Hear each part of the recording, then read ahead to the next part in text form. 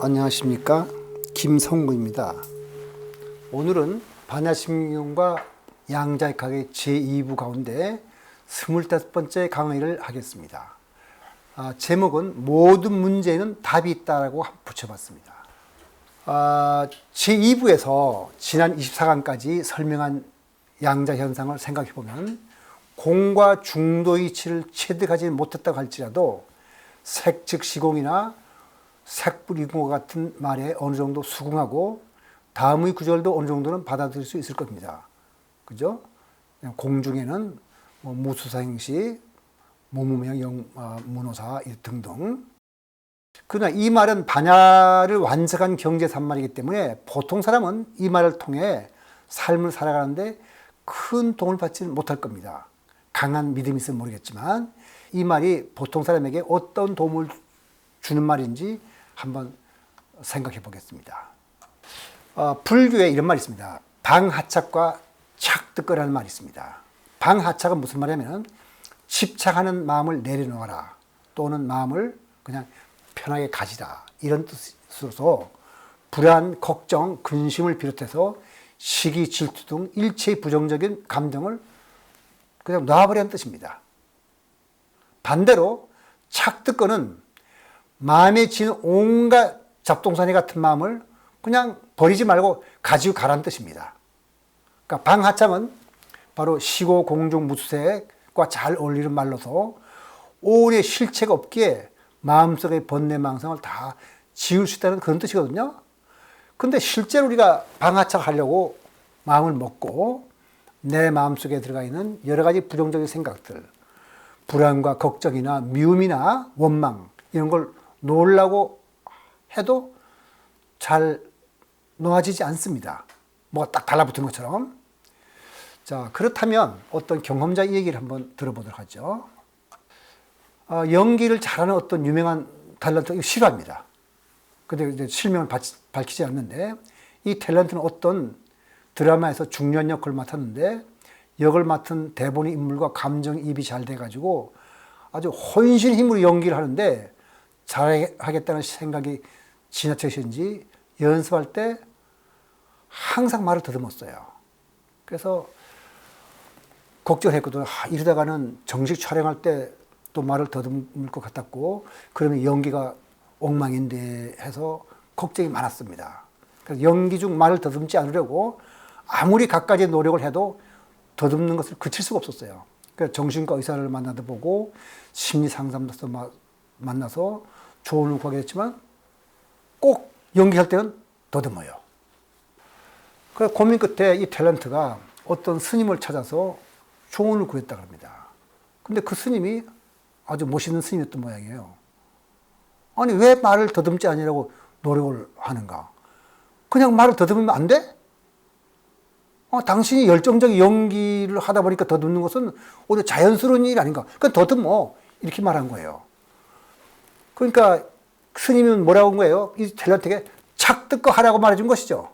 근심걱정지 않고 그냥 각구성 연기하라. 이 말을 들으니까 이 탤런트가 더듬지 말아야지 하는 강박관념에서 벗어나가지고 불안감이 사라진 거예요. 그래, 내가 열심히 연기하다 더듬은 거니까 자연스러운 거지 하는 마음을 갖자 말자. 말도 더듬지 않고 아주 성공적으로 배역을 잘 소화해냈다고 합니다. 그러니까 불안감에서 벗어나야겠다는 생각을 버리자 오히려 불안감에서 벗어나게 된 거니까, 이건 역설적이지만 우리 양자역학에서 보던 사물의 이중성과 관찰자 문제를 연상시키죠. 무슨 말이냐면은 이중성을 연상시킨다는 말은 방하겠다는 마음을 버리고 착득거 하겠다고 마음먹자 방하하게 되었다는 거예요. 관찰자 문제를 연상시키는 건 뭐죠? 관찰하지 않으면 단지 확률파로서 아무런 실체가 없는데, 관찰을 통해 입자라는 실체가 나타나는 것처럼 마음에 생겼다가 사라지는 여러 가지 느낌이나 상념들은 그저 사건의 흐름일 뿐 아무런 실체가 없는데, 거기에 어떤 집착, 잘해야지 한다는 집착 때문에 여러 가지 불안감이 생겨났다는 거거든요. 버리자 얻게 되는 거, 이것이 바로 마음의 작용이고 진공묘의 이치입니다. 그러니까 반야심경은 바로 이 사실을 우리에게 알려주는 겁니다. 마음이 묘해서 버리려고 마음 먹는다고 해서 버릴 수 있는 것이 아니에요. 또 마음 먹은 대로 마음이 작동하려면 수행이 필요하지. 물론 깊은 반야바라밀의 수행이 있으면 반야심경에서 말하는 경지에 이른다고 하지만 사물을 실체론적으로 보고 우리 공이라고 배우긴 했지만 진짜 공으로 보이지 않거든요. 그 다음에 이분법적인 사고를 떠날 수 없는 보통 사람에게 반야심경의 가르침이 어떻게 도움이 될 건가. 이걸 우리가 생각해 봐야겠네요. 그러니까 마음이란 백지와 같아서 무력할 수 있지만 화가가 백지에 그림을 그리는 것처럼 우리 마음은 화가처럼 마음의 그림을 그릴 수 있습니다. 다시 말해서 마음은 그 자신이 화가이자 또 화가가 그린 그림이게 됩니다. 우리 마음은 참 묘해가지고 수동적으로 볼 때는 그리는 그림이지만은 또 스스로 그림을 그릴 수 있는 화가이게 돼요. 그러니까 보통 사람에게 도움이 되는 마음의 작동 원리를 한번 살펴보기로 하죠. 잡암경에 보면 이런 말입니다. 부처님의 설법에 의하면 고통은 외부의 자극에서 오는 것이 아니라 그래요.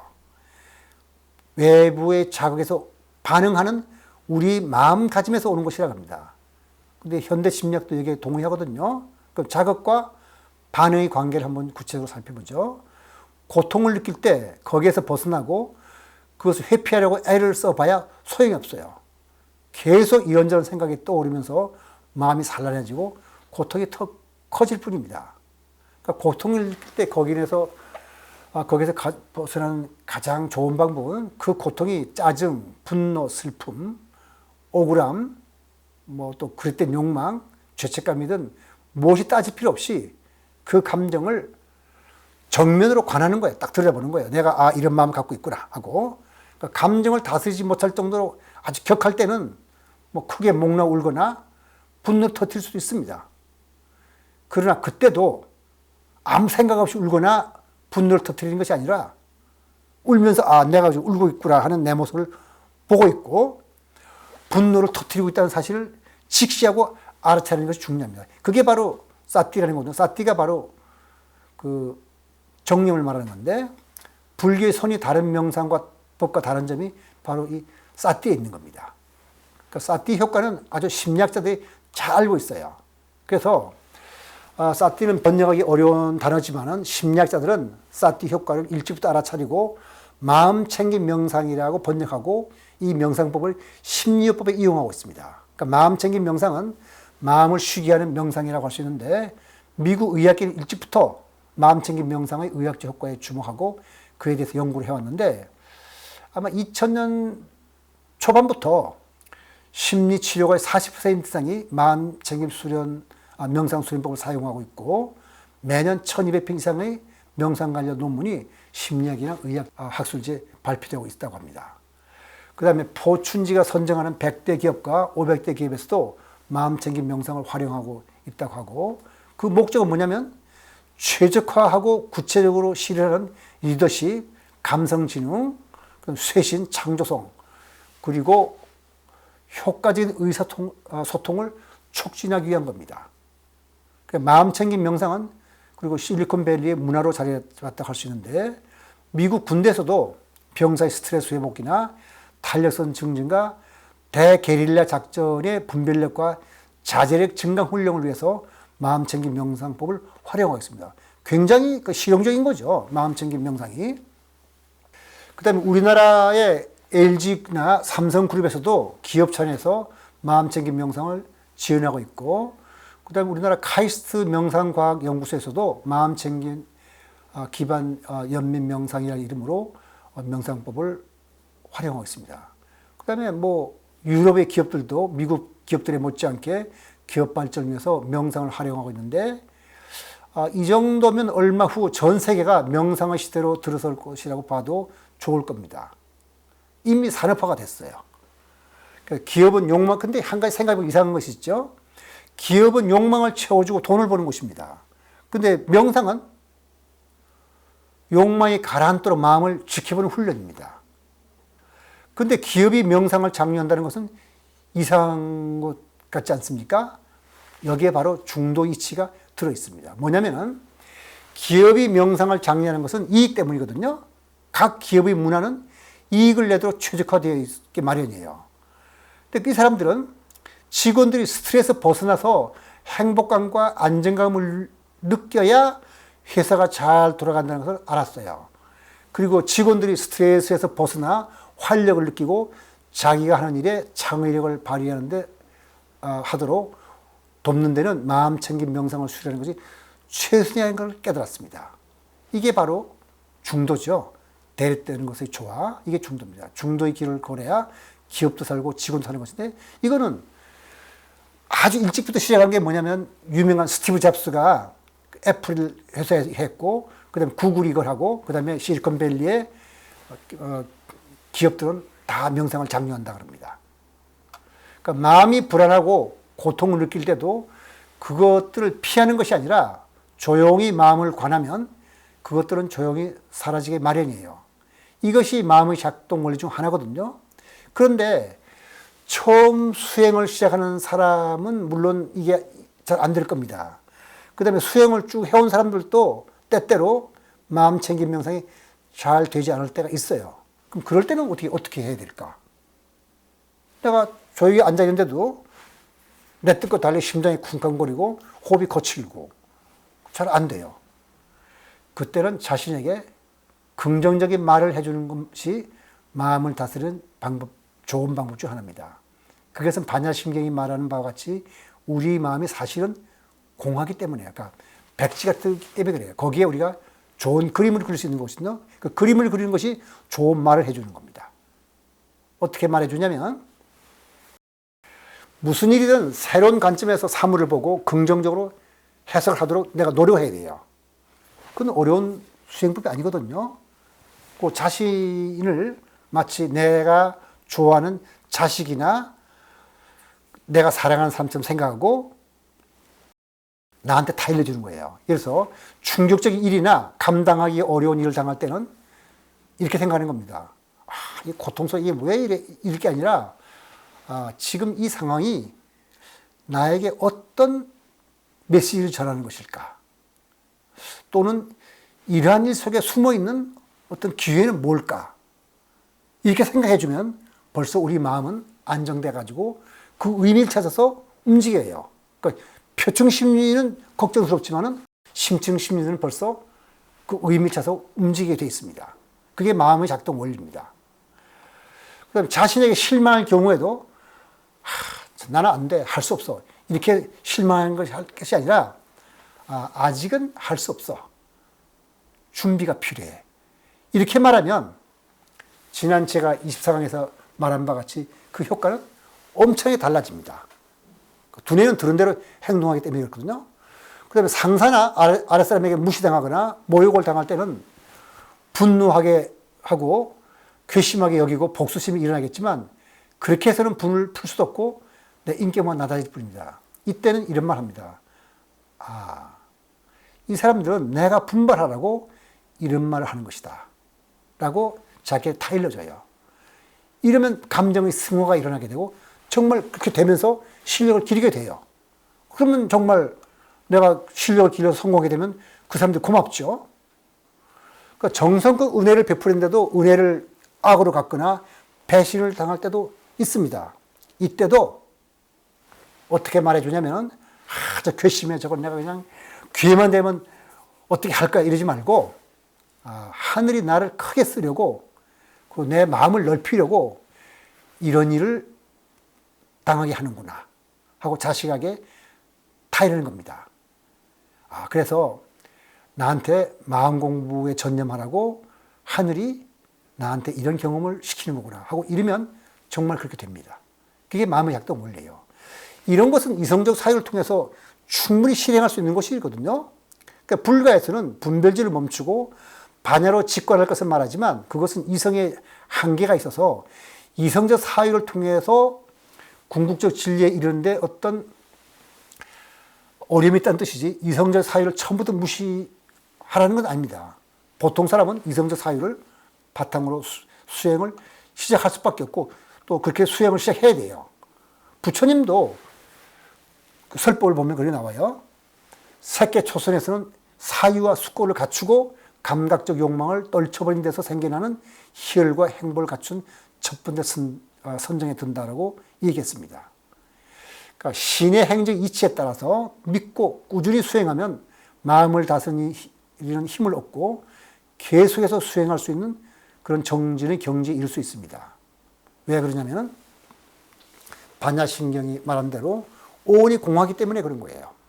그러니까 모든 걸 용서하고 긍정적으로 생각한다고 해서 불의나 그릇된 것으로 모른 척 하는 뜻은 아닙니다. 이 문제를 위해서 흥미있는 사람들은 불교에 대한 세 가지 오해 제3부 무소유의 8강을 한번 살피면 좋은데 그 1부만 제가 따서 한번 복습하도록 하죠. 외부의 자극에 대해 감정적으로 반응하지 않도록 마음 챙김 명상을 통해 마음을 가라앉히고 분노는 다스리려고 하지만은 불의를 보고 모른 척 하라는 것이 부처님이 가르치는 건 아닙니다. 저 불자라면 정의감이 있어야 되고 정의감이 있다면 의분이 따르게 마련입니다. 간디는 힌두교도이지만 간디 비폭력 저항이 대표적으로 불자가 취할 행동입니다. 그것이 부처님 가르침이거든요. 보통 우리 간디의 말하기를 비폭력 무정이라고 하는데 잘못된 말이죠. 무정 아니에요. 정을 해요. 근데 폭력을 사용하지 않고 저행한다는 뜻입니다. 그러니까 부처님의 설법을 들어볼까요? 부처님이 가르치면 자비이고 지혜이지만은 자비란 자식이나 다른 사람이 무슨 일을 해도 내버리는 뜻이 아닙니다. 거기에 맞지만 니까야 거기 58번째 아바야 왕자의 경에 보면 자녀들이 부모의 바른 가르침을 받아들이지 않고 반항한다면 어떤 필요한 행동을 취해야 한다는 말이 나옵니다. 그 다음에 캐시경에 보면 안구따니까야 그 캐시경에 보면 더 이상 가르침을 베풀지 않는다는 말이 나와요. 그 다음에 규율을 어기는 자는 승단에서 쫓아냈어요. 그리고 평화로운 결비를 선택할 때도 있습니다. 부처님은 정복한 땅을 버리고 돌아가는 왕처럼 또는 숲속을 홀로 다니는 코끼리처럼 해로운 관계는 끊어버리고 홀로 가라고 가르쳤습니다. 그래서 적어도 우리가 화를 내지 말라고 하는데 화와 의분은 다릅니다. 의분이라는 것은 옳은 일에 대해서 또 그런 일에 대해서 어떤 분노를 느끼고 고치라는 마음이거든요. 그 의분을 모르면 그건 바른 길이 아닙니다. 세상에 대해서 바른 말을 하고 잘못된 것은 절차에 따라서 고치려고 노력을 해야 되는데 단 미워하지 말라는 것이죠. 그 잘못에 대해서 단호한 태도를 취하되 그를 미워하거나 증오하지 말고 그의 태도가 바뀔 때까지 내버려 두고 기다리는 겁니다. 그리고 그가 그의 잘못을 깨닫고 찾아면 따뜻하게 받아주는 것이죠. 그게 중도입니다, 바로. 그래서 구체적인 예를 들어서 일반인이 가져야 올바른 태도를 살펴본다면 그거는 딴 거 아니에요. 직분에 충실하는 거죠. 그러니까 판관이나 치안 담당자를 어때요? 법을 어긴 자한테 법을 공평하게 집행하는 거예요. 무조건 용서하고 풀어주는 게 아니라 종견이라면 악을 무지라는 병으로 보고 치료를 위하고 교화를 위해서 노력해야 할 거예요. 근데 어머니라면 무조건 자식을 사랑하고 다시 이어설 발판을 마련해 주는 거니까 각자 처한 입추에 따라서 자기의 직분에 충실하게 행동을 하는 것이 그게 바로 올바른 중도입니다. 끝으로 꼭 말하고 싶은 것은 수행의 기본은 믿음이라는 사실이고 믿음, 정진, 사티, 선정, 지혜 이것을 불교에서는 5가지 힘이라고 불러서 굉장히 중요하게 여깁니다. 그래서 꾸준한 수행으로 지혜를 얻을 때 시고 공중 무수상행시 무지영무대라고 말할 수 있지만 그전에는 가의 관점에서 잠정적으로 그런 것이 존재한다는 관점에서 바르게 살고 꾸준히 수행을 해야만 됩니다. 이것으로서 반야심경과 양자역학의 제2부의 강의를 마치고 다음 주에는 제2부에 대해 여러분이 주신 질문과 의견에 대해서 살펴보도록 하겠습니다. 그리고 그 다음 주에는 제3부 강의를 시작할 텐데 제3부의 주제는 전도몽상입니다. 오늘 강의 여기서 마치도록 하겠습니다.